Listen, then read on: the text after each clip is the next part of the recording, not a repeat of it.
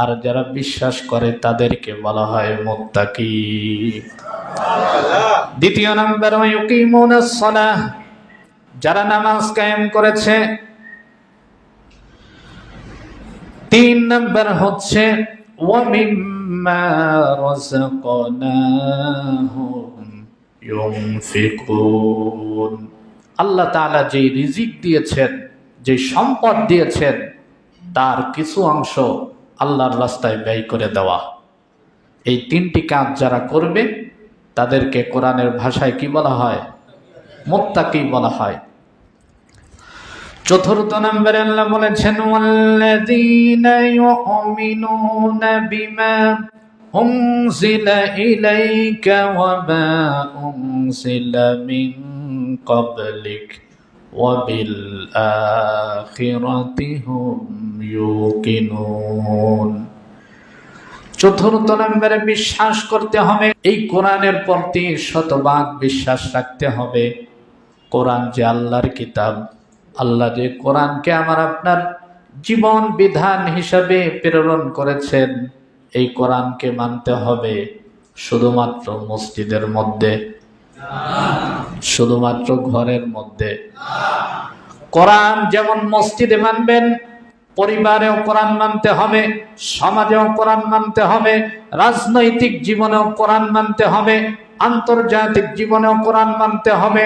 এক কথায় আমার আপনার জন্ম থেকে মৃত্যু পর্যন্ত, পাকঘর থেকে সংসদ পর্যন্ত প্রত্যেকটি জায়গার মধ্যে যদি কোরআন আমি আপনি মানতে পারি, তাহলে কোরআন আমাকে আপনাকে ঘোষণা দেয় আমি আপনি মুত্তাকি। আগের তিনটা যা আমরা কম বেশি আমলের মধ্যে আছি, চতুর্থ নম্বরে কোরআনের ক্ষেত্রে আসলে কোরআনকে আমাদের পুরা জিন্দেগির মধ্যে আমি আপনি সেট করতে পেরেছি? পারি নাই। ম্যাক্সিমাম মানুষই আমি আপনি পারিনি।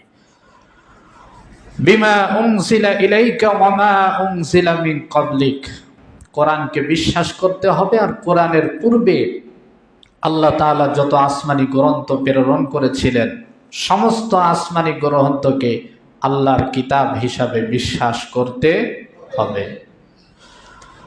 কিন্তু মনে রাখবেন, কোরআন আসার পরে অন্য যত কিতাব এসেছে আগে, তাওরাত, জাবুর, ইনজিল সহ অসংখ্য কিতাব আল্লাহ তাআলা ভিন্ন নবীদের উপরে প্রেরণ করেছেন। সব কিতাবকে আল্লাহর কিতাব হিসাবে বিশ্বাস করতে হবে।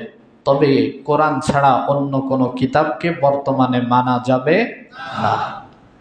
কিয়ামত পর্যন্ত কোরআন আসার পরে মানতে হবে শুধুমাত্র কোরআনকে। ৫ নম্বরে আল্লাহ তাআলা বলেছেন ওয়া বিল আখিরাতি হুম ইউকিনুন। পঞ্চম নম্বরে যারা পরকালকে বিশ্বাস করে, পরকালকে দৃঢ়ভাবে যারা বিশ্বাস করে নিবে, আল্লাহর কোরআন বলে তারা হচ্ছে মুত্তাকি। কয়টা গুণ বলেছেন?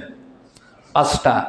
১ নম্বরে গায়েবের উপর বিশ্বাস করা, ২ নম্বরে নামাজ কায়েম করা, ৩ নম্বরে আল্লাহ যে সম্পদ দিয়েছেন তার থেকে আল্লাহর রাস্তায় ব্যয় করা, যাকাত সহ, ৪ নম্বরে আল্লাহর সমস্ত আসমানি গ্রন্থকে বিশ্বাস করা, ৫ নম্বরে পরকালকে বিশ্বাস করা।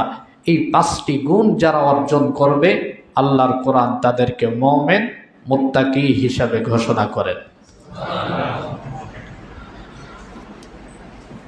মুমিন মুত্তাকি হলে আমার আপনার লাভ কি?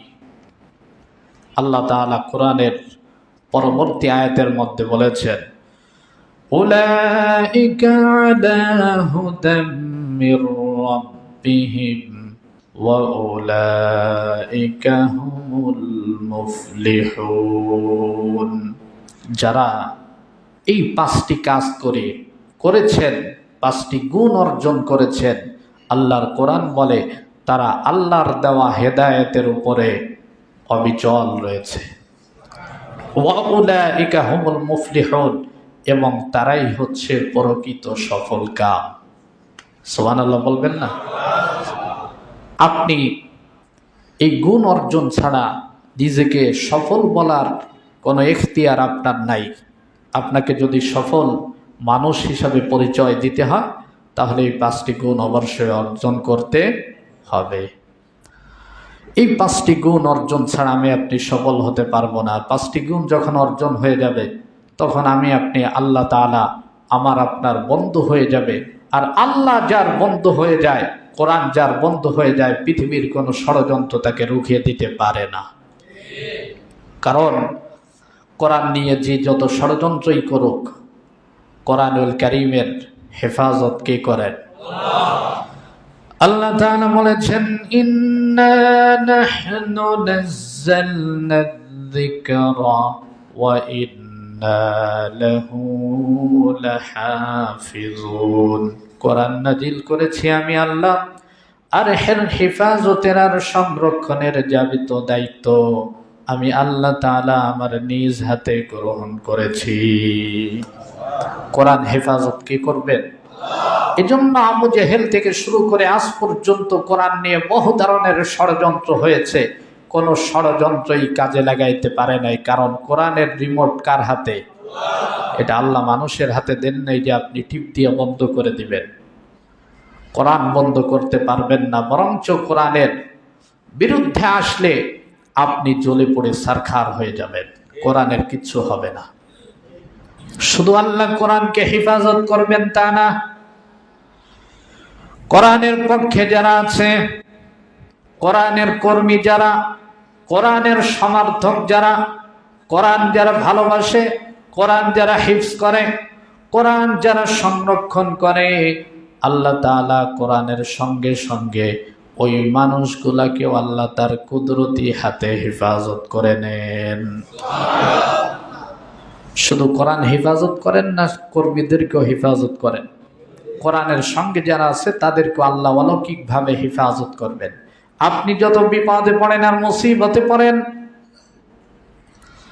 কোরআনের পক্ষে যদি থাকেন, কোরআনের কর্মী হয়ে যদি বাঁচতে পারেন, দুনিয়া এবং পরকাল আল্লাহ তাআলা আমাকে আপনাকে কোরআনের কর্মী হিসাবে মুক্তি দান করবেন। মানুষকে আল্লাহ কিভাবে হেফাজত করে দেখেন।